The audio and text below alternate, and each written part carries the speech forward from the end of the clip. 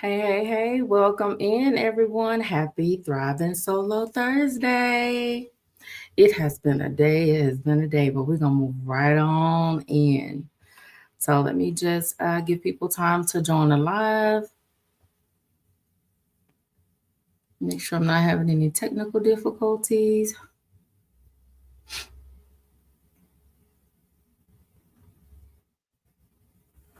Okay, so one moment.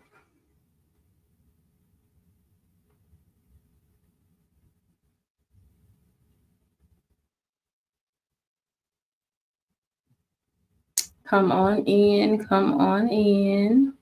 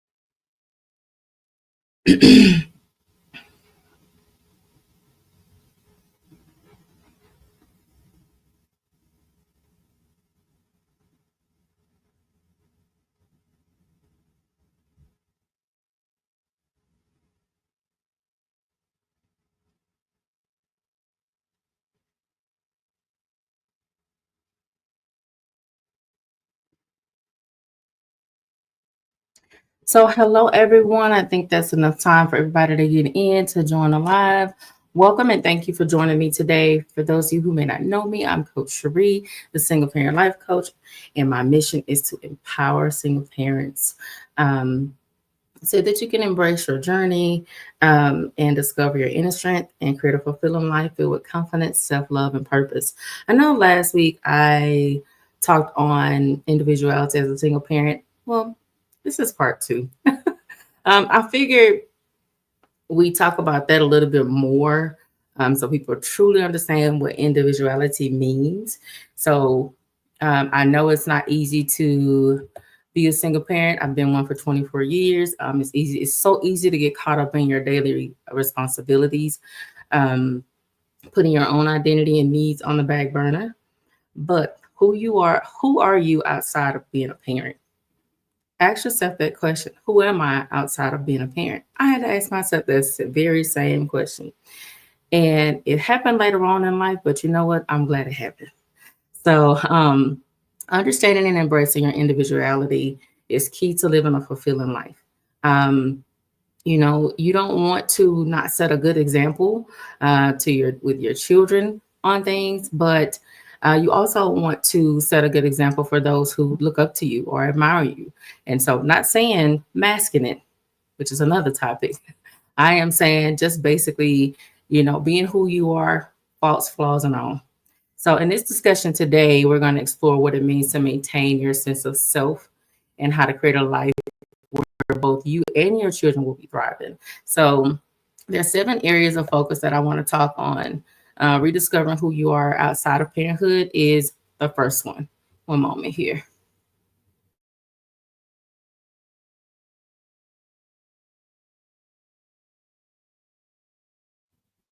Okay. So,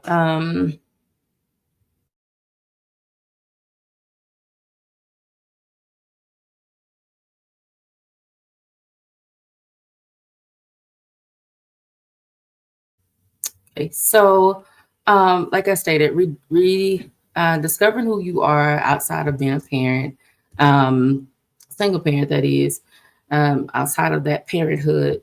The definition is your individuality is made up of your passions, interests, dreams, and personal identity beyond your role as a parent. Certain things to look at is what do you like to do? What are your favorite activities, hobbies, goals that excite you? Things that you feel like you cannot do as a single parent, but it's on your heart to do. It's something that you love to do without even getting paid to do that. So write a list of those things that you love before you became a single parent, even when you were in your adolescent or teenage stage or young adult. So all of us weren't teenage parents, single parents. So what can you bring back into your life that's going to allow you to make sense of your life as an individual mother or father, or I'm sorry, as an individual woman or man. So, like I stated, ask yourself that question: what are my passions, interests, dreams that make me? Who are you? And a lot of times that comes with things such as, for me, I like music. I love music. And I love all genres. I love country. I like some pop, uh, but I do love jazz, and I like, of course, R&B. I grew up with old school music, so sometimes finding things like that, that interest you to get your fire burning. If you like reading books, what type of books do you like to read? Would you like to become an author? That's another thing. There's so many things that you can do and think about your individuality. And just because it happened years ago, when you were a teenager, when you were an adolescent, in your younger years, it's okay. Doesn't mean you can't embrace it now. You just have to find a way to embrace it at the age that you're at now. So that ties into defining what your core values and beliefs are. Your values and your beliefs influence the choices you make daily, from parenting decisions to personal relationships. So, identify 5 core values that uh, 5 core values that things that you value. What are they? For me, I would say integrity. I do value having, self-worth, self-love. I do like my freedom. Uh, so whether that be family or ambition, whatever that may be, value what those top 5 core values are. I'm sorry, identify what your 5 core values are, and then reflect on those. Whether um, to know whether your actions align with what you value, and then make intentional decisions that honor what truly matters to you. Some people like to um, they some people love children, and so they want to possibly maybe one day have a daycare. Figure out what that is, and what that looks like for you, so that you are not putting something on the back burner just because you are a single parent. And so, once you figure out what those 5 core values are, you know again, that guiding question is, are my actions aligned with what truly matters to me? Can I turn this dream into something that's profitable for me? Can I do this as a hobby to where I have that time where I can incorporate that into my self-care time, into my me time, into the when you take yourself on a solo date. Yes, those are real. I do them. um, Probably not as much lately, but I will get back to it. But it's something that you have to do. It feels awkward at first.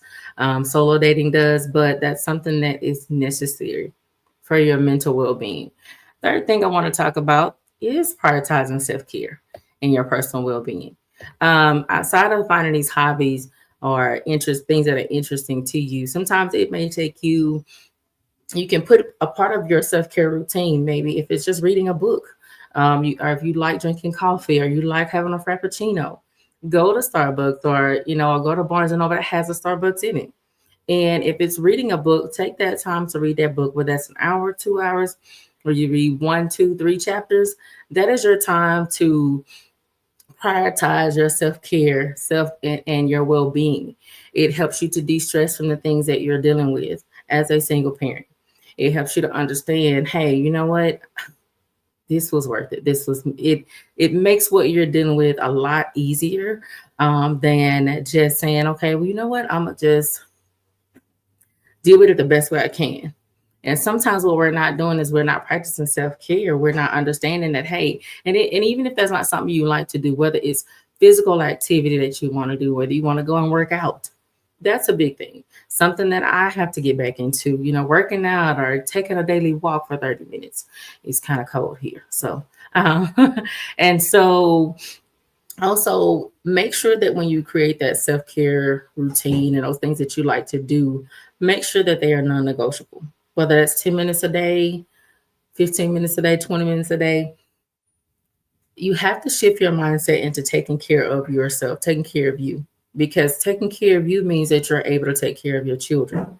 Um, setting boundaries around your time and energy.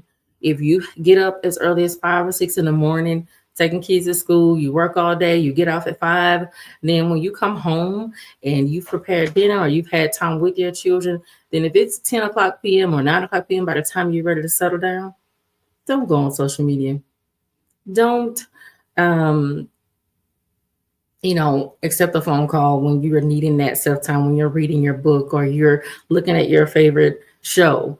Spend that time with you. Get you some popcorn or, make it a solo day even at home. They have staycations. I don't know what you would call a date at home, but hey, date night. I guess you want to call it that. So whatever name you want to pick, choose, definitely take that time for yourself and shifting your mindset. And even though it may seem like it's something simple or you just want to get out the house, do something that's inexpensive. If it's warm in your area, because everywhere I think it's cold now. But if it's warm in your area, maybe go to the park if you can do that before, daylight ends for the day. Um, Maybe on the weekends. Find something to do to take care of who you are, take care of yourself, because it is necessary for your well being to take care of yourself because we deal with a lot. And if you're like me, you deal with everything. We pay bills by ourselves, we take care of kids, we're at their activities, we're planning for their future, we're shopping, we're cooking. I actually had to cook before this live this evening. So, yeah, definitely self-care and well-being is so important.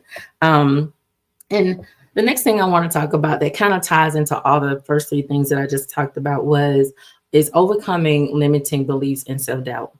um I believe that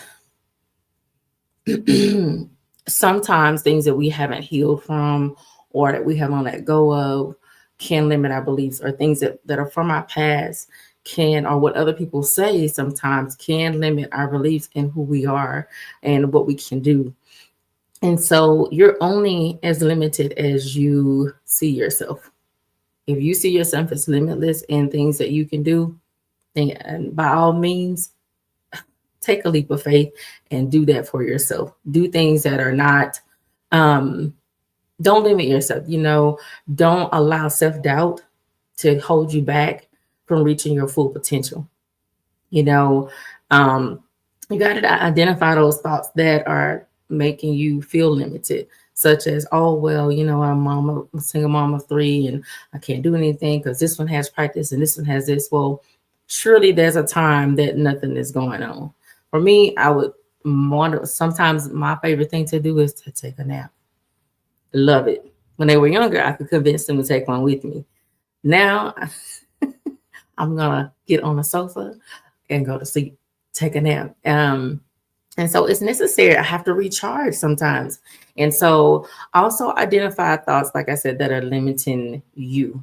Like, I can't do this because I'm a single parent, or I can't do this because I have to work, or I have to do this and I have to do that. If you have an I can't in your vocabulary, find out how you can change that I can't to a I can.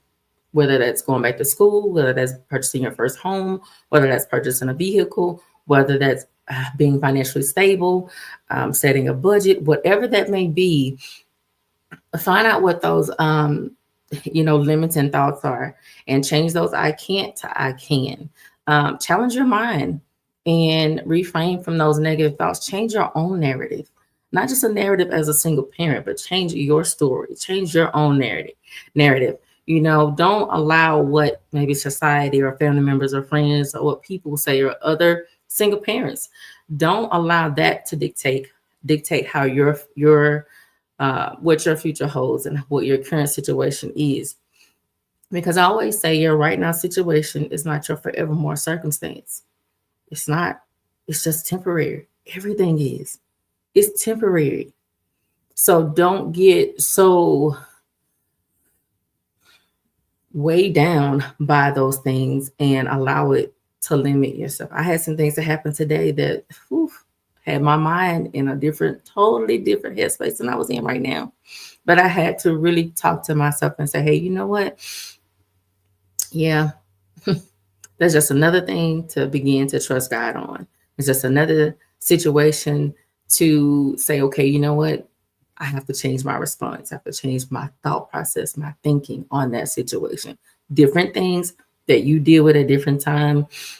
Sometimes you can't respond to the same thing or something different the same way you respond to something else. And so one of the things I had to ask myself, am I handling this the right way? So sometimes it's having a self-talk. I'm not saying you're crazy, but just analyzing things and just trying to see where you're at, where your thought process is. And so when it comes to limiting beliefs, one question you want to ask yourself, am I telling myself that I can't do something because I'm a single parent or because I have children and because we have a busy schedule? Or do I not feel that I can do that? If it's something that you have a passion for, look into ways of doing it in an inexpensive way, especially if it's building a business. It's not the easiest thing to do is to build a business, but you can do it. I've done it. I'm currently doing it. It's it's not the easiest thing to do, but when your heart is in it and it's your passion, we work for companies and we give them our all 110% to get a 25-cent raise. Are you serious? I've been here a year and this is all you give me is 25 cents. Whew. But if we get 50 cents, we get $1, we're gonna stay. But what if that $1, when if you don't hold yourself back from that one thing that you want to do, that hobby or that business idea that you have, you change that into a business idea and it starts working for you? What if, whether it's a t-shirt business, whatever it is, what if that salary that you have currently, that you can double it in a year's time, 2 years time? Just think about that. So having those limiting beliefs, find out, like I stated, if you say I can't do it, find out how you can change that and say I can do it. I can have a business. I can build it from the ground up. I can do this no matter what it looks like. Because I think that's what changes us from stepping out on faith and doing things, is that we look at the situation and we look at what it currently is and we say, well, you know what, I can't do that right now. I've said it.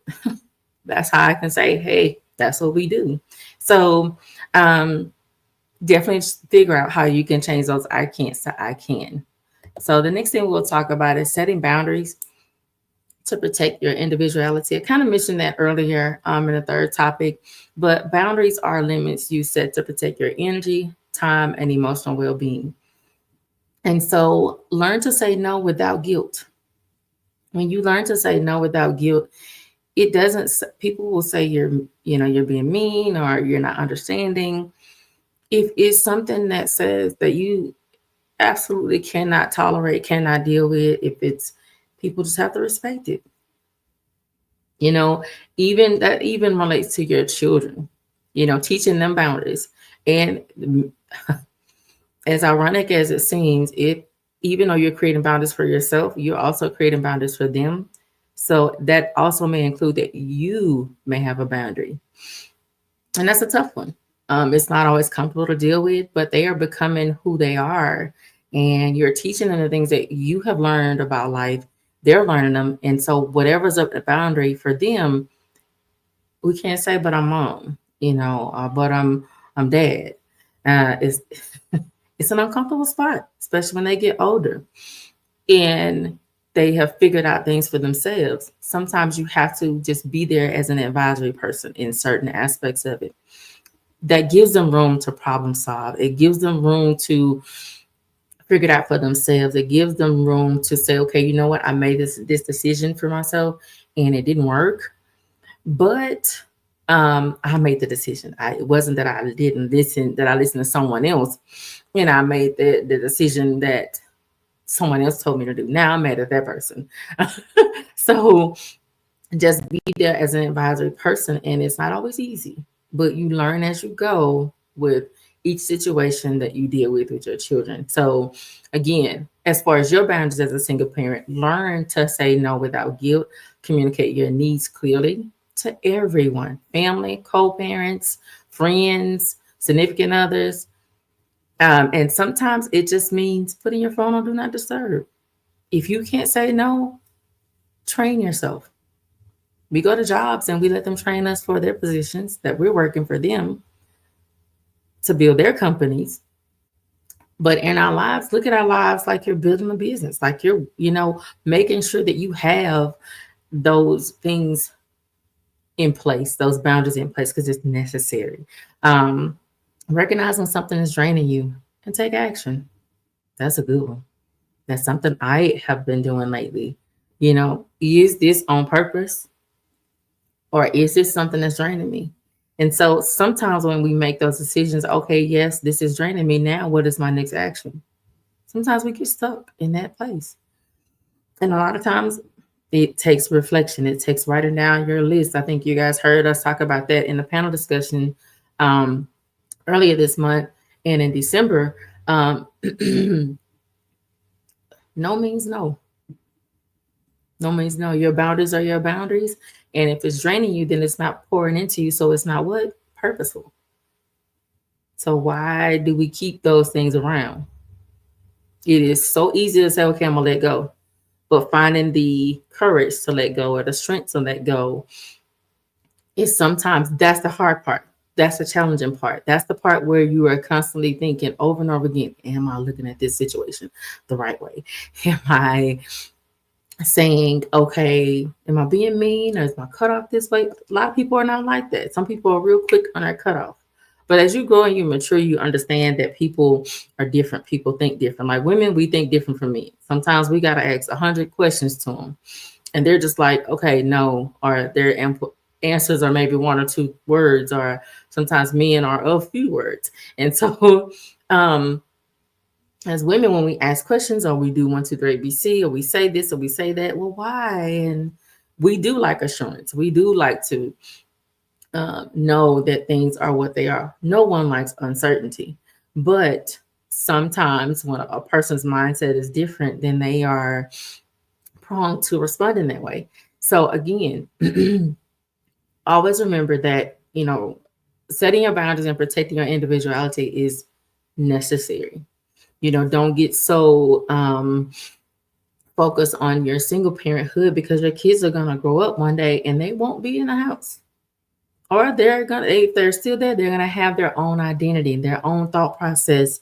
So the best thing to do is to make sure that you are setting yourself up as an individual, because once they're gone and you're figuring out who you are aside from being a single parent, once they're gone, not saying that you won't miss them, but at least you'll have a routine for yourself outside of what your daily routine was as a single parent. And so the next thing I want to talk about is celebrating your growth and personal wins. This means that you're acknowledging your progress. When you do that, it builds confidence. It motivates you. You have gratitude, at least you should. Even if you're not where you want to be right now or in the process of being there, be glad that you can recognize it. Celebrate that. It doesn't mean to stay stagnant or stay stuck or to be complacent, but be content in wherever you may find yourself in life. But don't become complacent. Keep working on it. Keep going. Keep moving. But stop and celebrate your growth. I just told someone the other day, you don't, even though you're not where you want to be, celebrate where you are now and celebrate where you come from, because you can still be that person. And so keep a journal of your small and big wins so you can look back 5 years from now or even 6 months from now and say, you know what, man, my mindset has really changed. I am so happy, woohoo, yay me, so that's just something that I have done for myself, and so celebrate yourself just as much as you would celebrate your children. Give yourself that same, response. Sometimes if your kids are playing sports, like my youngest one, and she's like, Mom, don't say nothing else. Don't, just be quiet. But for me, I'm yelling so loud for her and I'm saying, yay, woohoo, go, but at the end of the day, it's like, let me give myself that same, celebration, same happiness, same gratefulness, same I'm proud of you, instead of saying I'm proud of you to my child, say I'm proud of me. I'm proud of where I came from. I'm proud of where I was, where I'm no longer at, and where I'm going. Because when you have a certain thought process of where you're going and you can see yourself going that way, you have dreams and aspirations, and then you can almost see the light at the end of the tunnel, celebrate it. Even if you're not at that light, but you can almost see it, that's an awesome realization. It really is. And then, like I said, reflect on where you started and how far you've come. Think about this. When was the last time that you acknowledge how far you've come? Think about that. And so, last but not least, I mentioned this a little bit earlier, like being your children's example, but lead by example and teach your kids self identity. Even though sometimes it's hard to pull away from wearing that hat of the single parent, you can also incorporate that into, teaching your children about self identity while you're learning about your self identity. What that means is you embrace your individuality, and then that also teach your children the importance of being confident in who they are. Show your children what self love and self respect looks like. Encourage it by being an individual yourself, doing those things that make you happy, that you have a passion for, and speak positively about yourself and your journey.